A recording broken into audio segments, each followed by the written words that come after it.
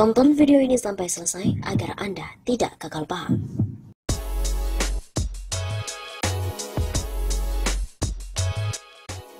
Heboh, sosok ini disebut calon boneka presiden berikutnya.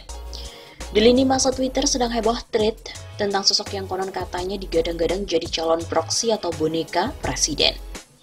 Berikut ini thread yang disampaikan oleh akun @satoe21 di Twitter pada tanggal 25 Mei 2020.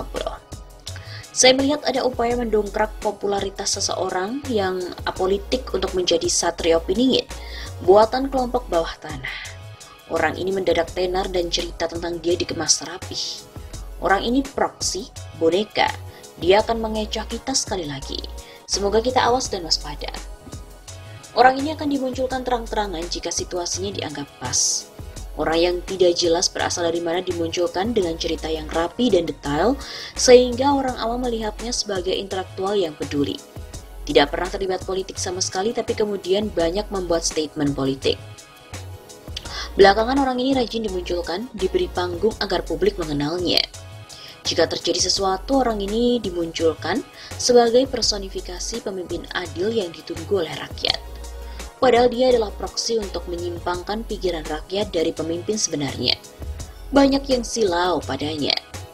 Jika sudah ditetapkan sebagai proksi, maka tidak perlu ada basis massa. Yang diperlukan ya cuma fans club. Bukankah selama ini hal itu yang terjadi? Pengorganisasian massa dan media sudah diurus oleh kelompok bawah tanah. Mereka inilah biang kerok sebenarnya.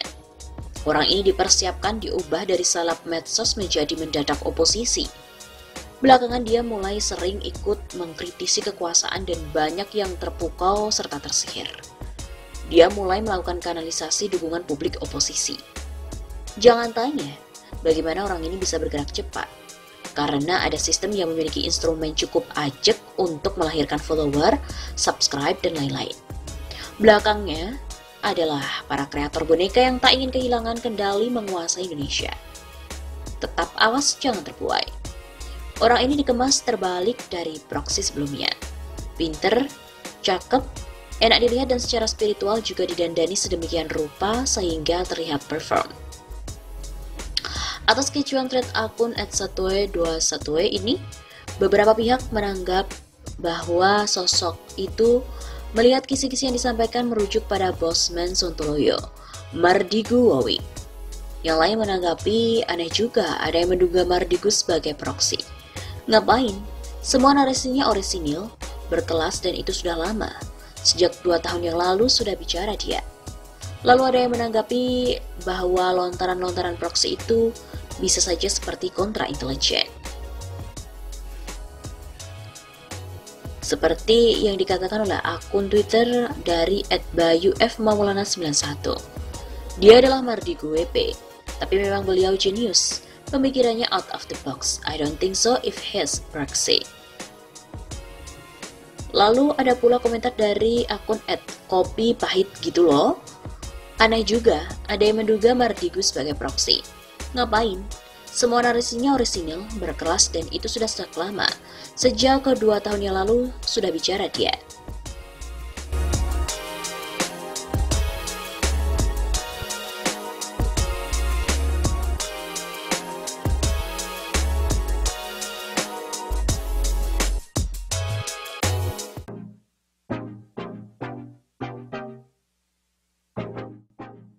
Jokowi adalah presiden tersukses dunia akhirat, ekonomi meroket dan bebas korupsi. Aktivis politik Rahman Simatupang menyindir Joko Widodo dengan sebutan presiden paling sukses dunia akhirat. Jokowi merupakan presiden sukses dunia dan akhirat, begitu katanya, dikutip dari redaksi Suara Nasional pada 24 April 2020. Pasalnya menurut Rahman, Jokowi telah berhasil membawa ekonomi Indonesia melambung tinggi dan tidak ada kasus korupsi. Sampai bebasnya korupsi, KPK sudah tidak punya pekerjaan melakukan operasi tangkap tangan atau OTT. Rahman juga menyindir bahwa kebebasan berpendapat di era pemerintahan saat ini juga sangat dilindungi dan dijamin seluas-luasnya. Tidak ada penangkapan ataupun rekayasa terhadap para aktivis. Mereka dibiarkan bersuara. Lebih lanjut, Rahman juga mengatakan daya beli masyarakat semakin kuat dan tidak ada pengangguran sama sekali. Daya beli masyarakat tinggi dan tidak ada pengangguran. Dia melanjutkan nilai tukar rupiah terhadap dolar Amerika pun juga sangat kuat.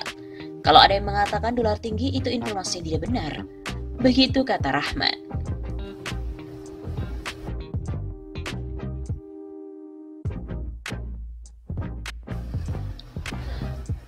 Presiden Joko Widodo dulu pernah menargetkan pertumbuhan ekonomi Indonesia mencapai 7%. Target tersebut ternyata tertuang dalam RPJMN 2015-2019 saat pemerintahan Jokowi didampingi oleh Yusuf Kala sebagai Wakil Presiden RI. Dengan berbagai kebijakan, pertumbuhan ekonomi diperkirakan meningkat tajam sejak tahun 2016 menjadi 7,1% pada tahun 2017 dan terus meningkat pada tahun 2018 dan 2019, masing-masing sebesar 7,5% dan 8%. Demikian tertuang dalam RPJMN 2015-2019. Sayangnya target itu meleset. Jangankan ekonomi tumbuh 7%, untuk keluar dari rata-rata 5% saja masih sulit sampai sekarang. Target pertumbuhan ekonomi RI meleset lagi dan tahun 2019 kemarin, pemerintah memprediksi ekonomi hanya tumbuh 5,3%. Nyatanya hanya bisa tumbuh 5,02%. Apalagi pertumbuhan ekonomi 2019 juga lebih rendah dibandingkan 2018, yang sebesar 5,17%. Pertumbuhan ekonomi Indonesia 5,02% untuk the whole year. Begitu kata Kepala BPS Suharyanto di kantornya. Jika dirinci, pertumbuhan ekonomi Indonesia pada kuartal 1 sebesar 5,07%, kuartal 2 5,05%, kuartal 3 5,02%, dan kuartal 4 4,97%. Pertumbuhan ekonomi di kuartal terakhir 2019 cenderung melemah. Selama era Presiden Joko Widodo menjabat, rata-rata pertumbuhan ekonomi hanya tumbuh 5,04%.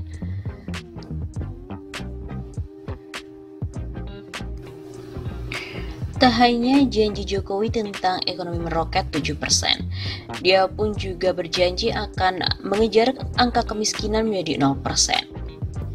Bahkan hal ini juga dikomentari oleh Ketua DPP Partai Gerindra Iwan Sumule yang menyoroti target Presiden Joko Widodo yang akan menurunkan angka kemiskinan ekstrim menjadi 0%. Ia pun mengapresiasi target fantastis Jokowi di tahun 2024 itu, namun ia juga meragukan realisasi dari target tersebut. Pasalnya pada janji Jokowi di periode pertama, Jokowi juga memastikan ekonomi Indonesia ini meroket dan pertumbuhan ekonomi mencapai 7%. Namun apa nyatanya, hal tersebut berbanding terbalik dengan kenyataan yang terjadi. Sambungnya juga justru ekonomi malah nyungsep dan pertumbuhannya jauh panggang dari api dengan apa yang ditargetkan. Malah nyungsep dan pertumbuhannya di bawah 5%. Karena itu ia pun tak ingin target kemiskinan 0% juga sama nasibnya dengan janji ekonomi meroket yang sebatas bualan saja. Lalu sekarang ia bikin target lagi di 2024 kemiskinan jadi 0. Patut diapresiasi sih, tapi tampaknya bualan lagi, ya nggak sih? Begitu katanya.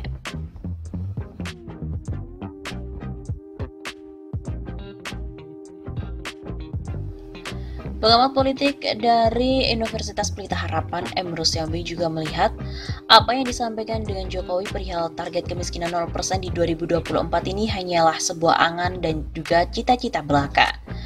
Menurut pandangannya, itu hanya satu dream dan juga cita-cita.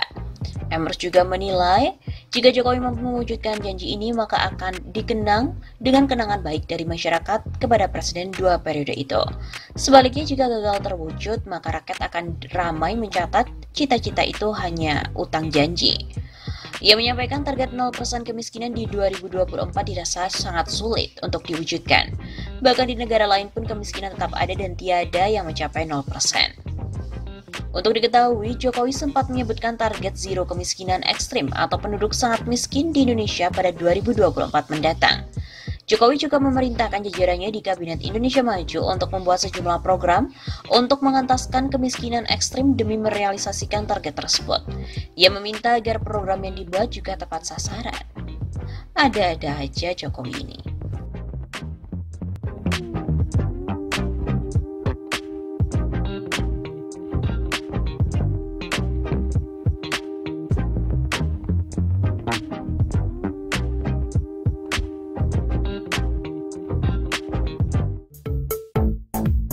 Mulai agak meroket itu September, Oktober, pas November di Saudi.